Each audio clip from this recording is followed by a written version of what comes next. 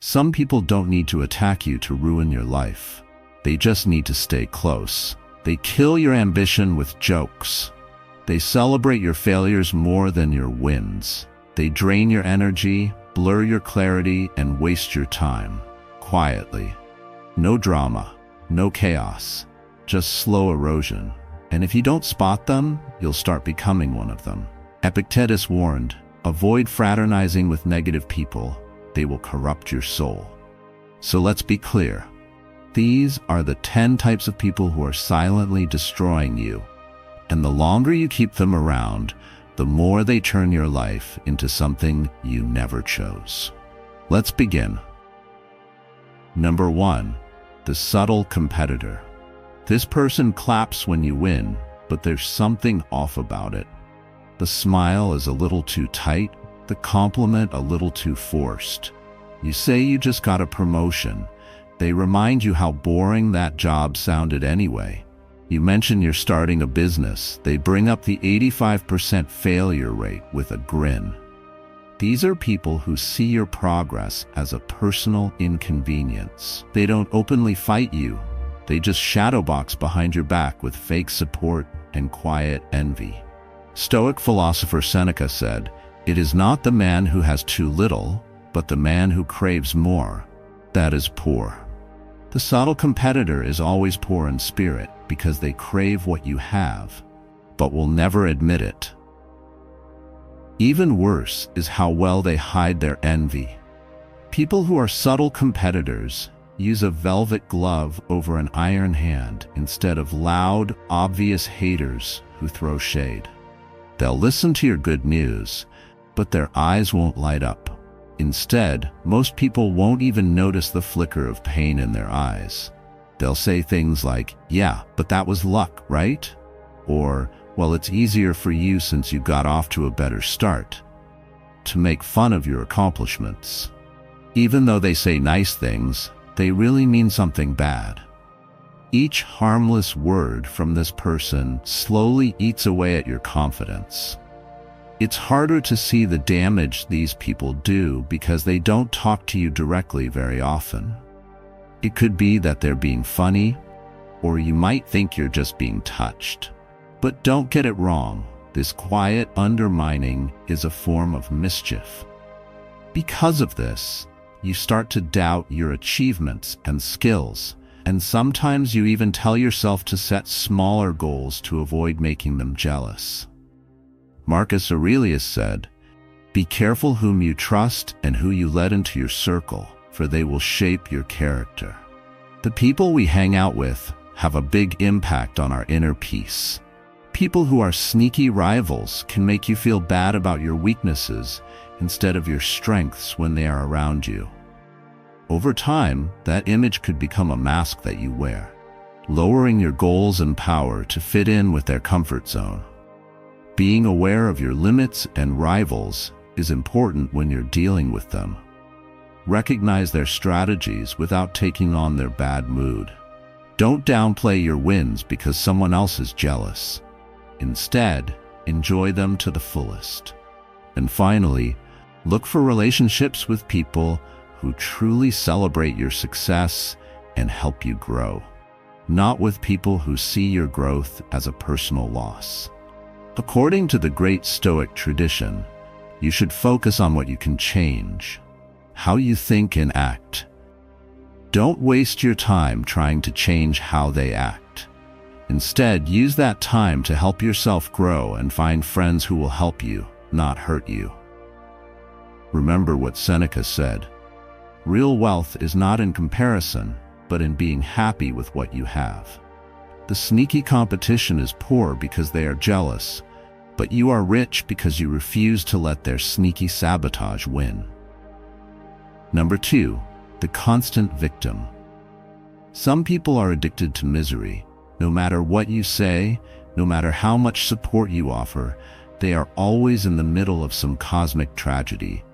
They believe the universe has written a cruel, personalized soap opera just to punish them. But here's the trick. They never grow.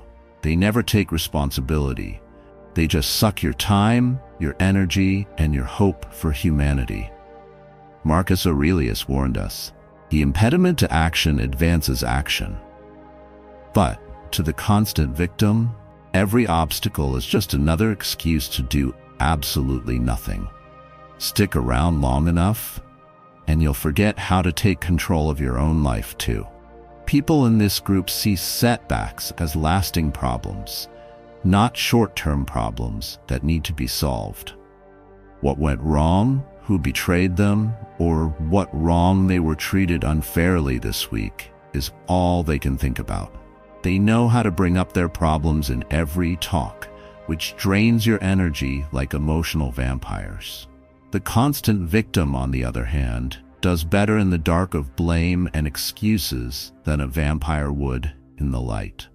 They come up with new problems more often than Netflix puts out new shows. They're always on the same episode of Misery Chronicles, no matter how much you try to help or cheer them up. That they are negative and easy to spread is what makes them dangerous. When you spend too much time with someone who is always the victim, your mind starts to expect to lose. It takes away your drive and makes you question yourself. Life starts to seem unfair.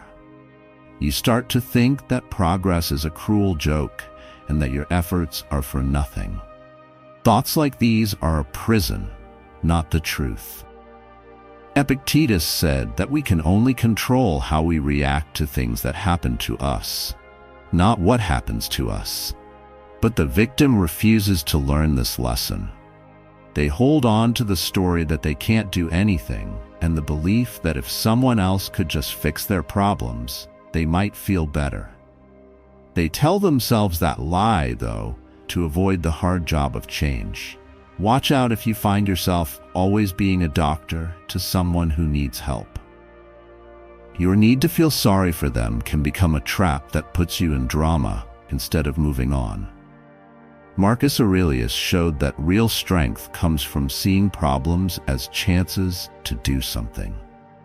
You get it when you own your power and don't give it up.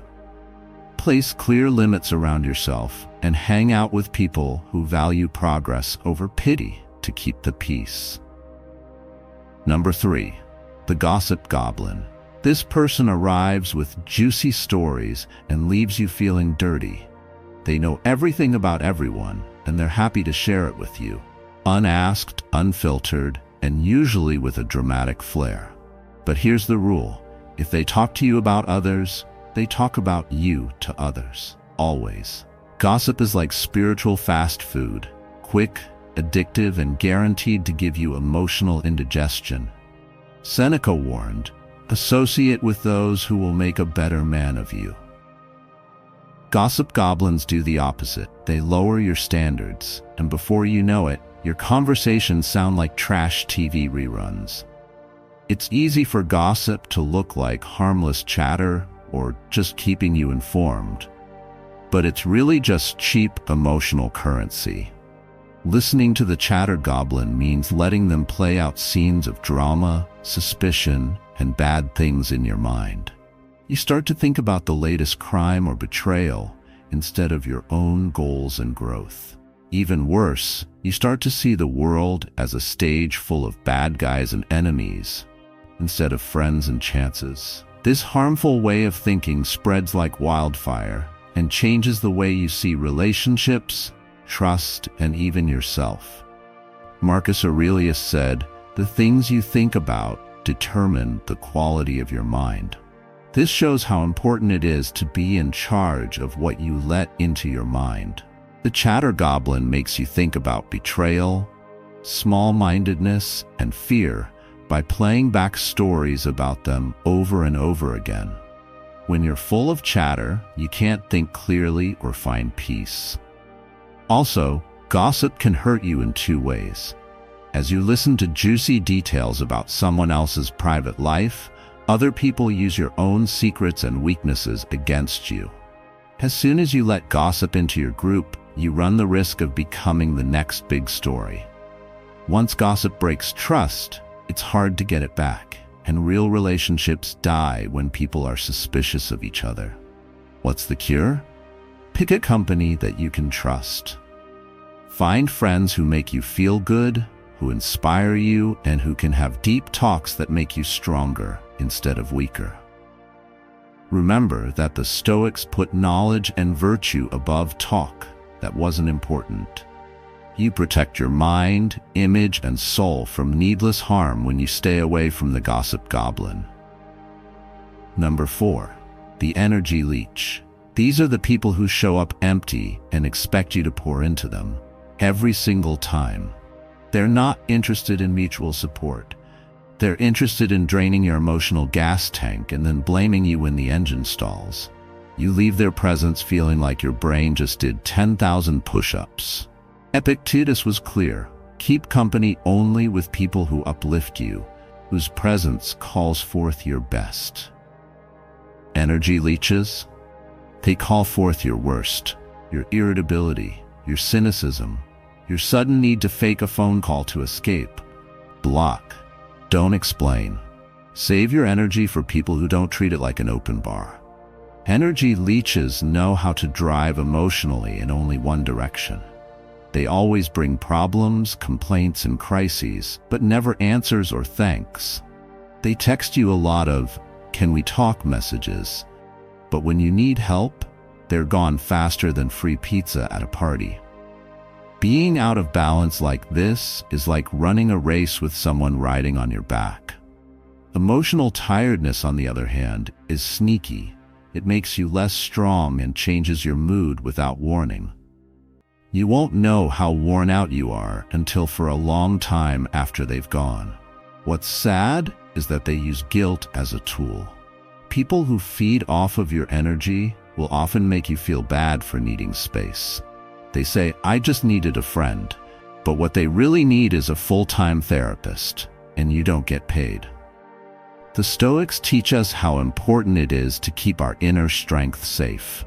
Alexander the Great wrote, "Don't waste time arguing about what a good man should be. Be one."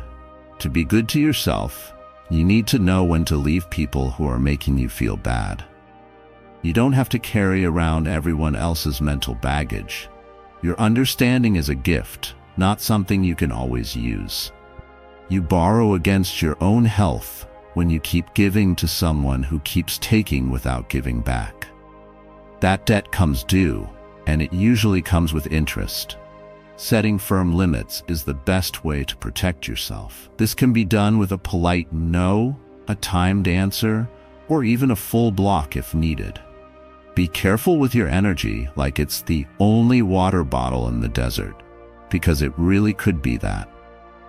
It's good to be around emotionally rich people, because just being around them will recharge you. People who help others and get help in return.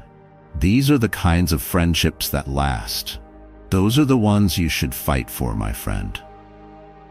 Number 5. The master manipulator. These ones are dangerous. They don't shout, they whisper. They don't demand, they suggest.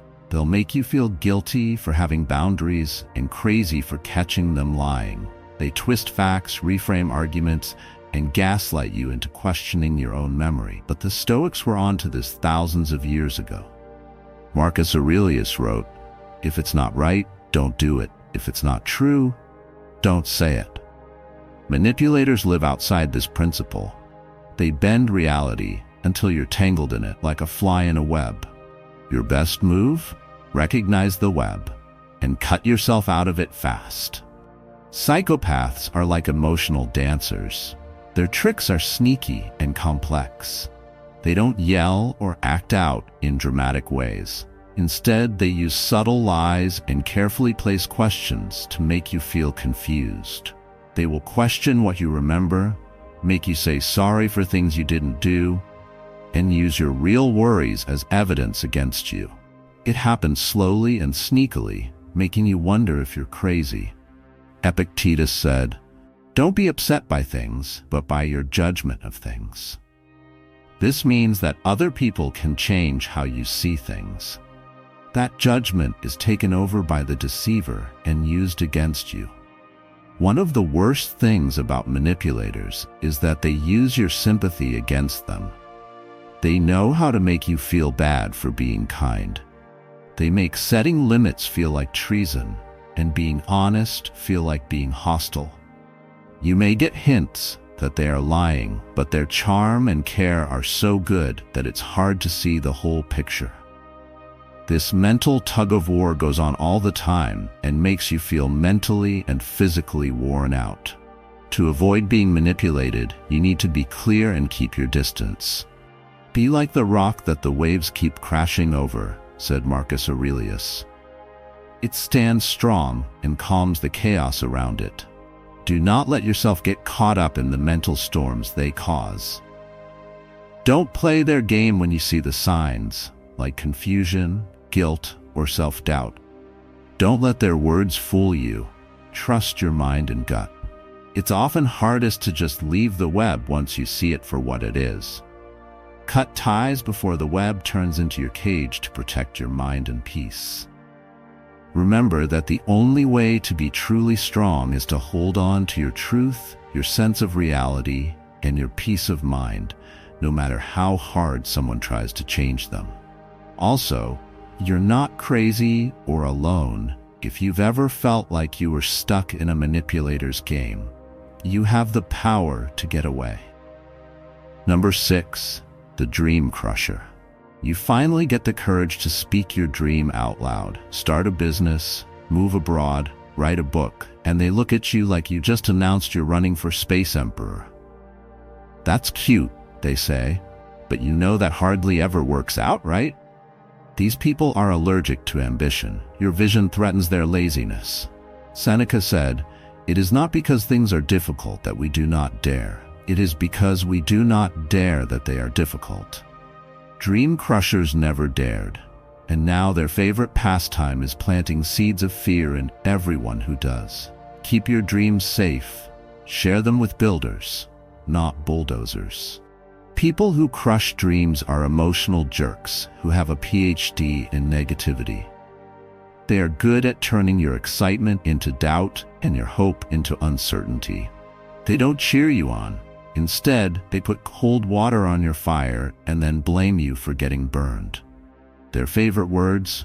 People often say things like, "Be realistic, don't get your hopes up," and most people fail at that. This is what they really mean. "If you succeed, it makes me feel bad."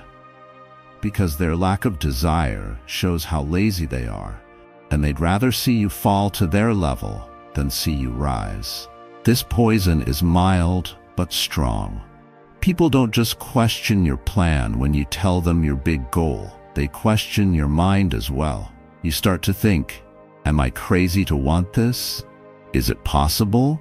Their fear turns into your fear, and all of a sudden, your dream feels like it's weighing you down like a stone. Stoicism, on the other hand, tells us to see problems as chances to grow. Marcus Aurelius told himself, "What stops action moves action forward. What gets in the way turns into the way." The dream killer is a problem, but it's a problem you can solve. Be careful about where you talk about your goals.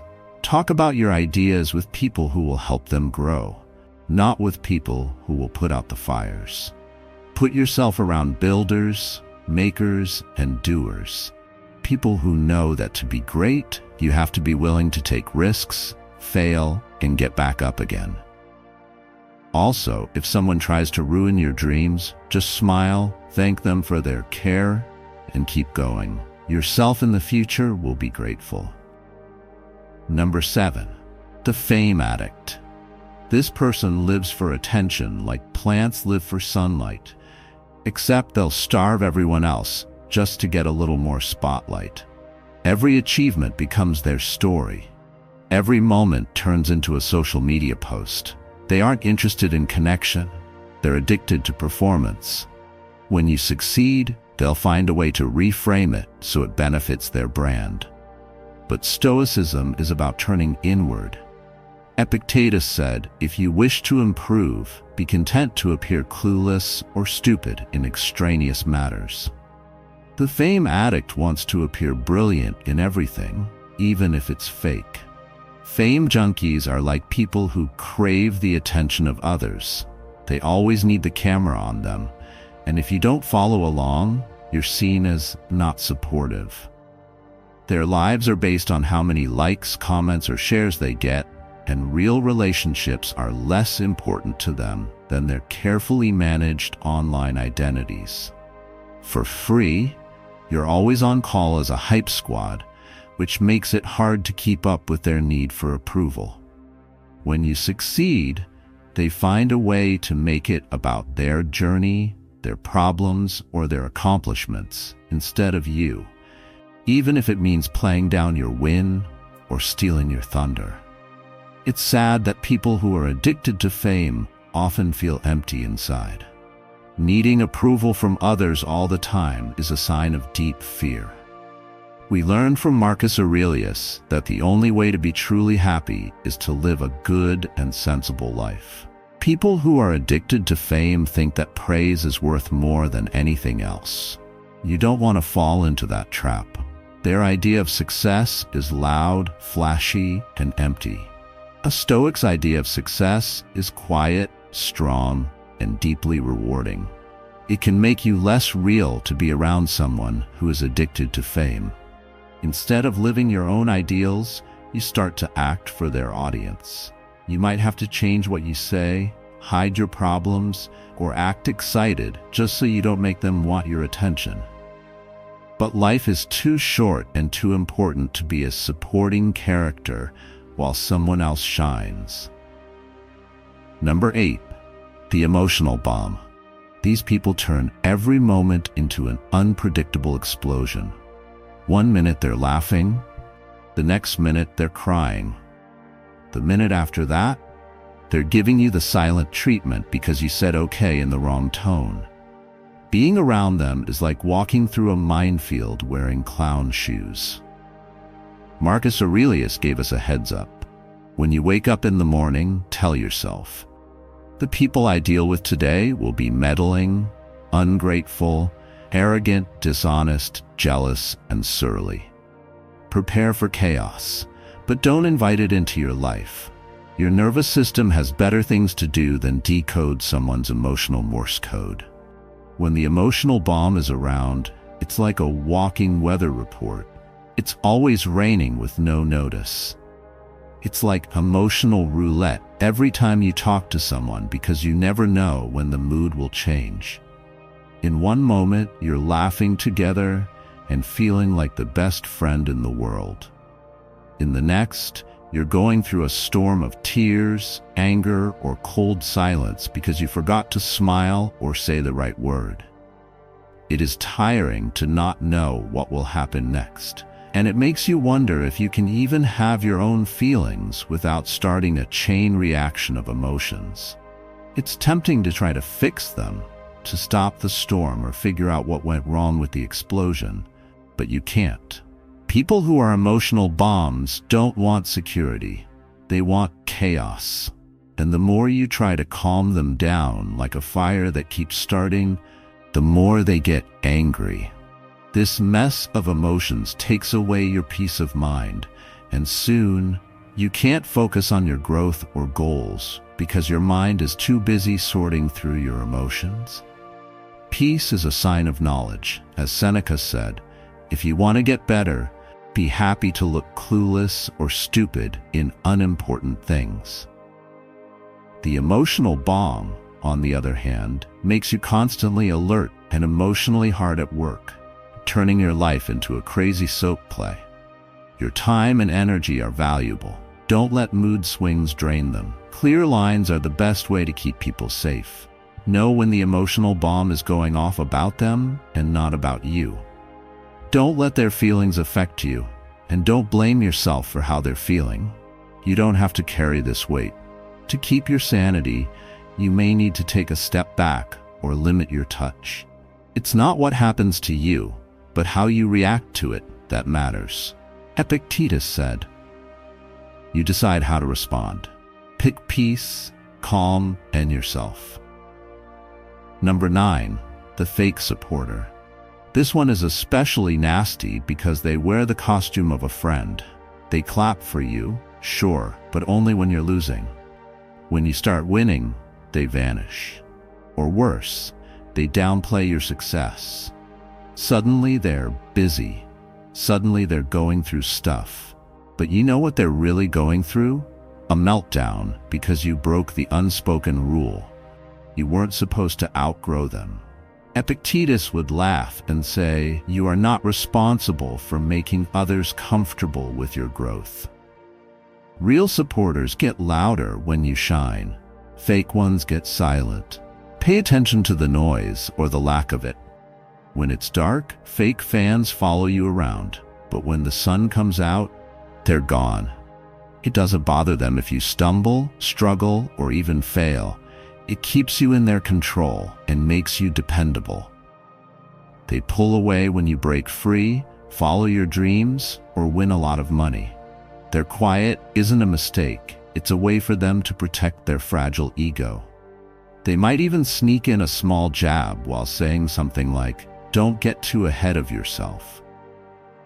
Or "Remember where you came from." It means, "Don't leave me behind." Because it is hidden in friendly words, this kind of betrayal can hurt more than open hostility. You might listen to conversations again and again, thinking if you got something wrong or if you're just being overly suspicious. But the truth is that as we grow, we often have to leave some people behind. That's fine. The Stoics were very aware of this. Marcus Aurelius said, "Reject your feeling of being hurt, and the hurt goes away." You'll feel better about fake support when you understand it's not about you and is instead about their own insecurity. Around fake fans can make you lose your sense of what's right and wrong, and it can even make you doubt your own worth. When you rise, their quiet shows that they are afraid and envious of you. They are afraid of your success because it will make them face how stuck they are. They don't want to cheer you on. Instead, they try to stop you, sometimes on purpose and sometimes not. Your job is to quickly spot these energy vampires and make room for real friends who will be happy for you when you win. True friends help you rise. They don't fear your light, they enjoy it. When you surround yourself with real friends, you can't help but grow. Number 10, the never changer. They hate their job, their body, their relationship, their habits, and yet every time you talk to them, it's like a rerun of a bad TV episode that somehow never ends. They say, "This time I'm serious," and 3 months later they're still binge-watching self-help videos and blaming Mercury in retrograde. Stoicism was built on self-discipline. Epictetus said, "Don't explain your philosophy, embody it." The never changer explains everything. They've read all the quotes, saved all the memes, but when it comes to action, they're still stuck on the loading screen. You can't evolve around people who refuse to move. The person who never changes is great at using encouraging tricks.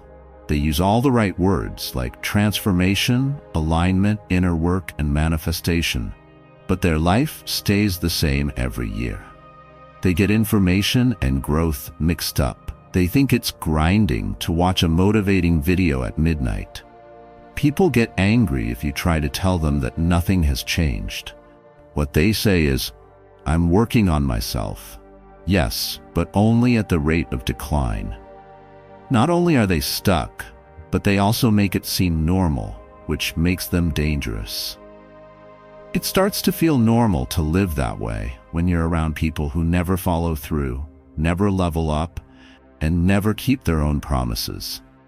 You start to doubt your drive, your goals, and how important they are to you. You ask yourself, why rush when everyone else is happy to just float in place? But that's the catch. It was Marcus Aurelius who said, "You could end your life right now. What you do, say, and think should be based on that." The never changer acts like there is no end to time. You can't afford to treat yourself. It shows in how lazy they are. You say to go to the gym, and they say to go tomorrow. When you talk about leaving a bad job, they tell you that nothing is ever really perfect. They always have a reason to put things off and a reason to stay where they are. At first you don't even notice it, but you start making reasons too. You go at their speed. Their uncertainty becomes the beat of your life. And just like that, you lose your speed. It ends with a long, content yawn, not a bang. Staying away from the person who never changes doesn't mean leaving people who are having a hard time. It means staying away from people who are determined to stay stuck. It's not the same thing to fall and lie down. The person who never changes isn't looking for help. They're waiting for the world to push them up. It's uncomfortable to grow. Pain is necessary for progress. It was clear to the Stoics. It's not because things are hard that we don't dare, Seneca said. They are hard because we don't dare to do them. One who never changes is afraid to take risks. But you can't end your life after living the same year 70 times. Move forward. If they have to, let them stay behind. You didn't evolve because some people decided to be still instead of strong. Your circle is either a place of worship or a graveyard.